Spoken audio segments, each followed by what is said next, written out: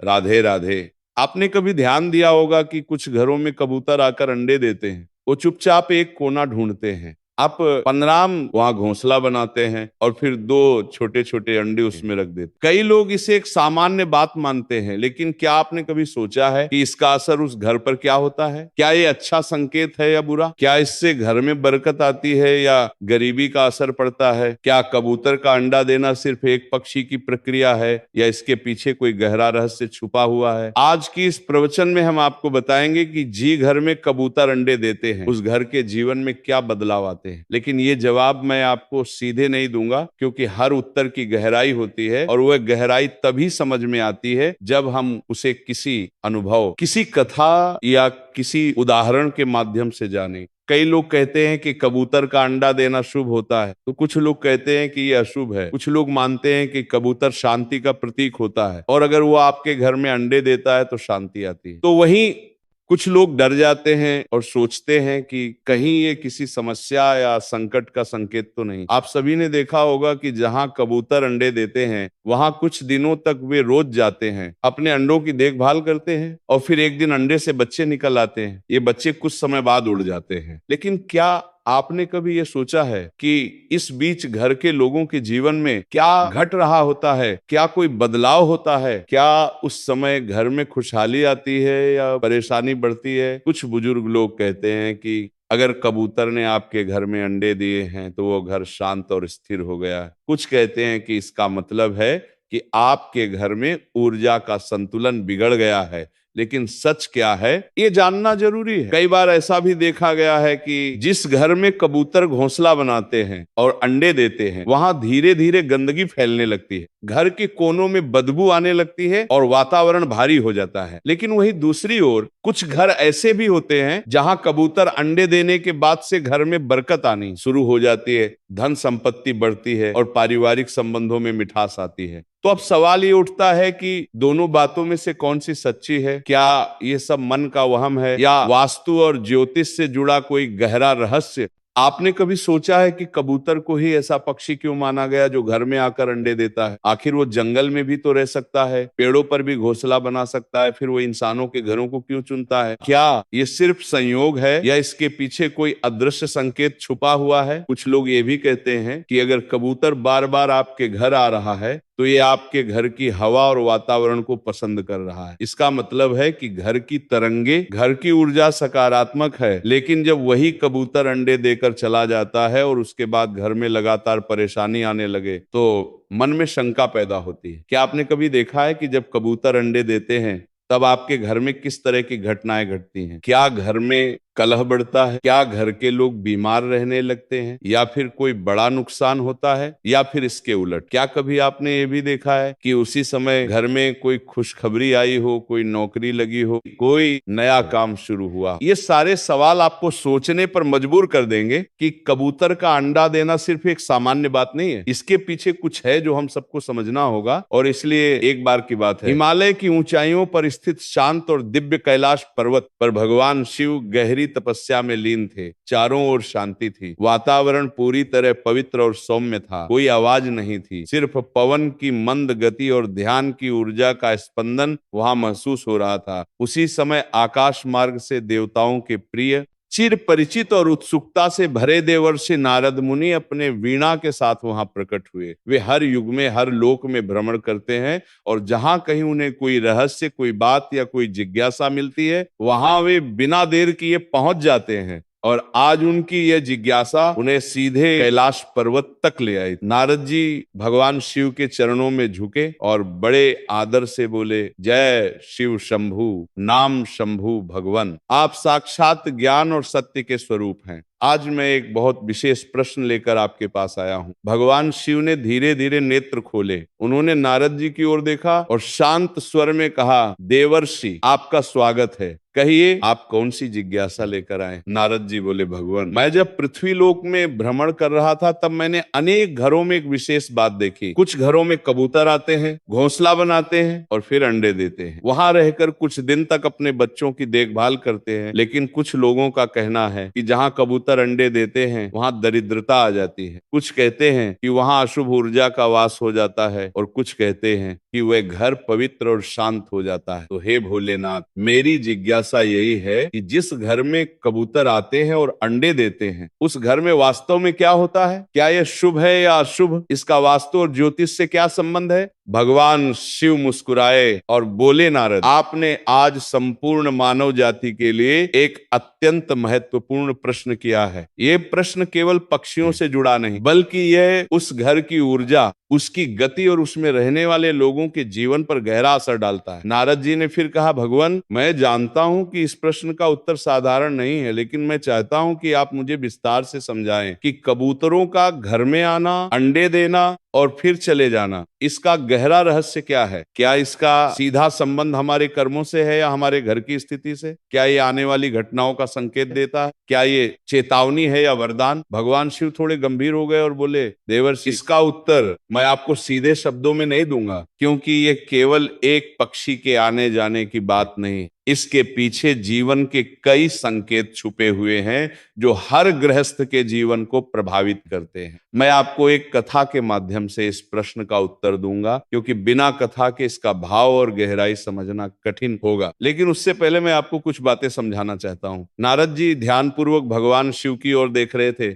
भगवान शिव आगे बोले, देवर्षि, जब कोई पक्षी, विशेष रूप से कबूतर, किसी घर में आता है और अंडे देता है, तो उस स्थान की ऊर्जा को महसूस करके ही वहां ठहरता है। ये कोई संयोग नहीं होता। घर की दिशा, उसमें बहने वाली हवा, वहां की नमी, ध्वनि और कंपन, ये सब किसी जीव को आकर्षित करते हैं। और जब वो जीव वहां अंडे देता है तो वो उस ऊर्जा के साथ जुड़ जाता है। नारद जी ने सहमति में सिर हिलाया और कहा, तो इसका अर्थ ये हुआ कि कबूतर का अंडा देना सिर्फ एक प्राकृतिक प्रक्रिया नहीं, बल्कि ऊर्जा का संकेत है। भगवान शिव बोले, बिल्कुल देवर्षि, परंतु ये ऊर्जा सकारात्मक है या नकारात्मक, इसका निर्धारण कई बातों पर निर्भर करता है, जैसे उस घर के लोगों का व्यवहार, उनका सोचने का तरीका, उनका कर्म और उनके घर की वास्तु स्थिति। नारद जी की उत्सुकता अब और बढ़ गई थी। उन्होंने पूछा, भगवान, क्या ये भी संभव है कि किसी घर में अगर नकारात्मक ऊर्जा हो तो कबूतर वहां अंडे देने नहीं आते, या यदि वे आ जाएं तो उनके अंडे देना किसी प्रकार की चेतावनी हो? भगवान शिव बोले, ये भी संभव है, लेकिन हर स्थिति में अर्थ अलग होता है, इसलिए मैं आपको ये सब एक कथा के माध्यम से विस्तार से समझाऊंगा। कथा के माध्यम से मैं आपको ये भी बताऊंगा कि कबूतरों का घर में आना किस प्रकार जीवन की दिशा को बदल सकता है, कभी शुभ तो कभी अशुभ। नारद जी बोले, भगवान, मैं आपकी कथा सुनने को पूरी तरह तैयार हूँ। कृपया मुझे वह ज्ञान दें जिससे मैं इस रहस्य को पूर्ण रूप से समझ सकूं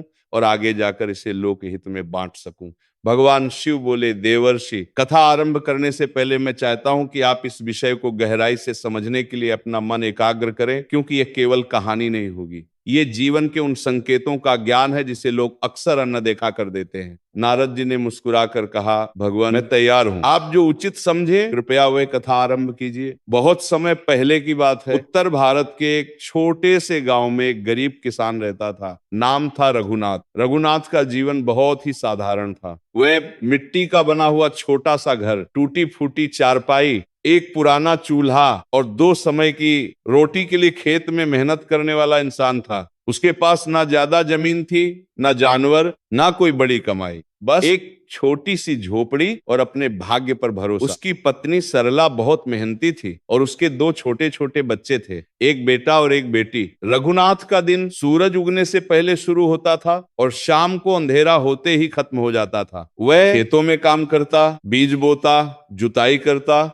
लेकिन उसकी जिंदगी में कभी भी बरकत नहीं आई। जब भी कुछ अच्छा होने लगता, कोई ना कोई परेशानी जरूर आ जाती। कभी सूखा पड़ता, कभी बैल बीमार हो जाता, कभी साहूकार आकर कर्ज मांगता। लेकिन एक बात खास थी, रघुनाथ बहुत ईमानदार और शुद्ध मन वाला इंसान था। वह कभी किसी का बुरा नहीं सोचता था। हर दिन सुबह सुबह वो अपने घर के बाहर तुलसी के पास दिया जलाता और भगवान से यही प्रार्थना करता, हे ऊपर वाले, मुझे बस इतना दे दे कि मेरे बच्चों को भूखा ना सोना पड़े। एक दिन की बात है, गर्मी के दिन थे। रघुनाथ खेत से लौटकर घर आया। उसने देखा कि घर की छत पर कोने की एक लकड़ी के बीम के पास कुछ सूखी टहनियां और पत्ते जमा हैं। उसने पहले ध्यान नहीं दिया, लेकिन अगले दिन देखा कि वहां एक कबूतर बैठा है। फिर धीरे धीरे 2 कबूतर वहां आने लगे। दिन बीतते बीतते उन्होंने वहां घोंसला बना लिया। सरला ने रघुनाथ से कहा, देखो जी, कबूतर ने हमारे घर में घोंसला बना लिया है, अब लगता है ये यही रहने वाले हैं। रघुनाथ ने मुस्कुराकर कहा, रहने दो इन्हें, ये भी तो भगवान के जीव हैं, शायद हमारे घर की शांति ने अच्छी लगी हो। कुछ दिन बाद सरला ने देखा कि घोंसले में 2 अंडे रखे हैं।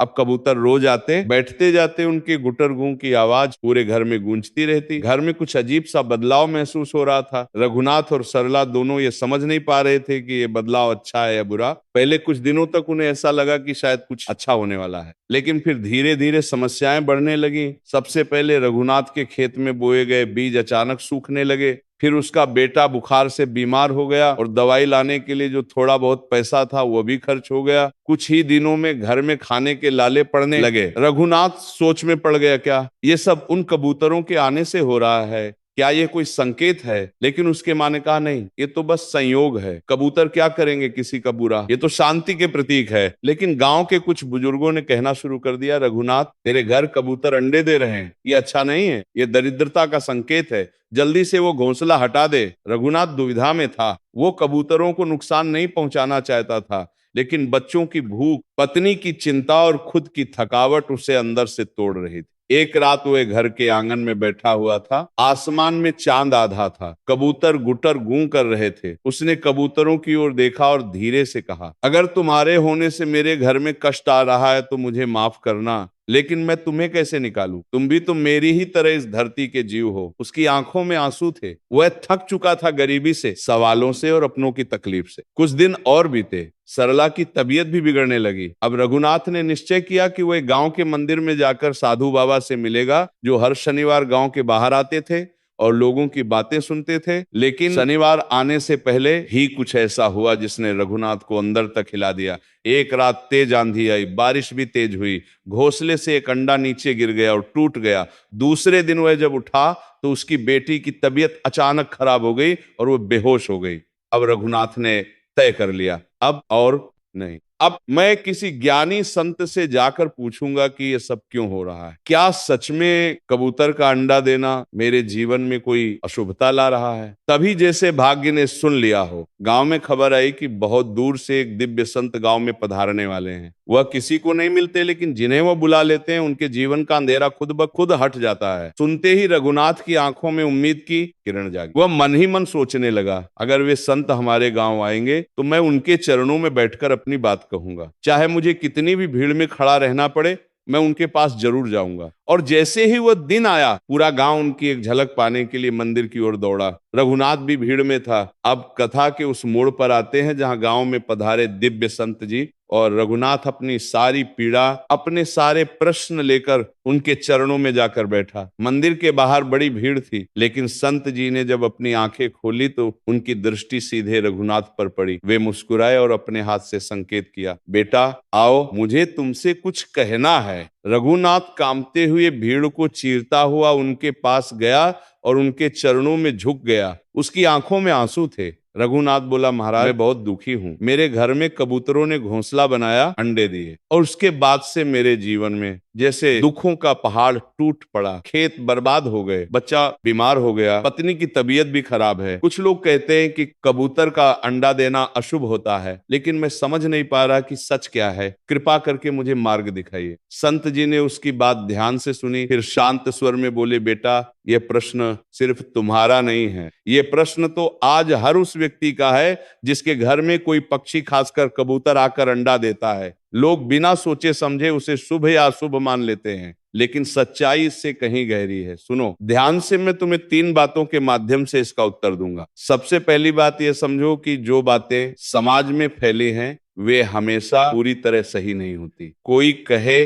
कि कबूतर का अंडा अशुभ है तो कोई कहे शुभ है, लेकिन दोनों ही बातों के पीछे पूरा सत्य नहीं होता। कई बार हम किसी एक घटना को देखकर किसी पूरे विषय पर निर्णय ले लेते हैं। जैसे किसी के घर में कबूतर अंडे देने के बाद बुरा समय आ गया तो वह कहता है कि ये अशुभ है, लेकिन क्या उसने कभी यह देखा कि क्या वो बुरा समय पहले से आ रहा था? क्या उसके घर में पहले ही कुछ गलतियां हो रही थी? क्या उसके कर्म, उसका स्वभाव या उसका व्यवहार पहले से ही गड़बड़ था? लोग एक ही बात को बार बार दोहराकर उसे सच मान लेते हैं। यही आधा सत्य है। इसीलिए बेटा, ना तो तुरंत डर जाना और ना ही बिना सोचे उसे भाग्य मान लेना। दूसरी बात जो सबसे जरूरी है, जब कोई पक्षी, खासकर कबूतर, तुम्हारे घर में अंडे देता है तो वो कोई संकेत दे रहा होता है। वह पक्षी बिना कारण के नहीं आता। वह तुम्हारे घर की हवा, शांति और ऊर्जा को महसूस करता है। अगर घर में सुकून होता है तो वह वही घोंसला बनाता है, लेकिन अगर घर में नमी है, गंदगी है, अकेलापन है, टूटी फूटी जगह है, तो वहां भी वो आता है, क्योंकि उसे लगता है कि यहाँ कोई उसे नहीं रोकेगा। अब सोचो तुम्हारे घर में ऐसा क्या था कि कबूतर आया? क्या वह तुम्हारे घर की सकारात्मक ऊर्जा से खींचकर आया, या फिर उसे लगा कि यह घर खालीपन में डूबा हुआ है? यह समझना जरूरी है। और सबसे बड़ी बात, कबूतर का अंडा तुम्हारे जीवन की स्थितियों को नहीं बिगाड़ता, बल्कि जो बिगाड़ पहले से चल रहा होता है वह उसके आने के बाद साफ दिखने लगता है। जैसे एक आईना जो घर की हालात को दिखा देता है। तुम्हारे जीवन में जो कठिनाइयां आई वह शायद पहले से आने वाली थी, लेकिन कबूतर ने आकर उसका संकेत दे दिया। अब ये तुम्हारे ऊपर है कि तुम उस संकेत को समझकर कुछ बदलो या उस पर बस डरते रहो। अब तीसरी और सबसे जरूरी बात सुनो बेटा, डरने की नहीं, समझने की जरूरत है। कबूतर बुरा नहीं होता, उसका अंडा देना भी बुरा नहीं होता, लेकिन अगर तुम्हारे घर में पहले से कोई परेशानी है तो वो बढ़कर सामने आ सकती है। ऐसे में तुम्हें घबराने की जरूरत नहीं, बल्कि अपने घर को सुधारने की जरूरत है। घर को साफ रखो, सुबह सूरज निकलने से पहले उठकर आंगन में थोड़ा जल छिड़को, तुलसी के पास दिया जलाओ, घर में सुंदर विचार लाओ, हर दिन अच्छे काम करो, किसी भूखे को भोजन दो, किसी दुखी को ढाढ़स दो, और सबसे जरूरी बात, घर में कलह मत होने दो। जब तुम अपने घर की ऊर्जा को सकारात्मक बना लोगे तो फिर कोई भी पक्षी, कोई भी संकेत तुम्हें नुकसान नहीं पहुंचा सकता, बल्कि वो तुम्हारे लिए आशीर्वाद बन जाएगा। कबूतर अगर तुम्हारे घर में आता है तो वो ये भी दिखाता है कि वहां अब भी कुछ शेष है, कुछ उम्मीद है, तभी तो उसने उसे चुना। तो बेटा अब अपने मन से डर निकाल दो, जो घर जाओ और सबसे पहले अपने मन को शांत करो। अपने घर की दीवारों को नहीं, अपने मन की दीवारों को साफ करो, फिर देखना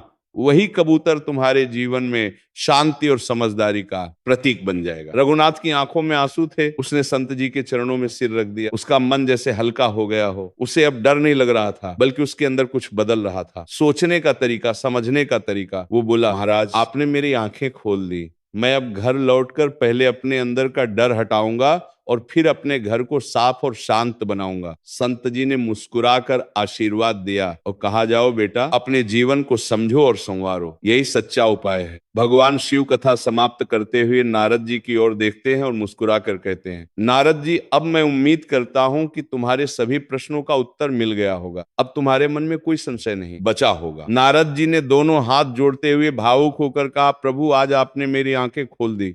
अब मुझे समझ में आ गया कि हर संकेत को डर की नजर से नहीं, समझ की नजर से देखना चाहिए।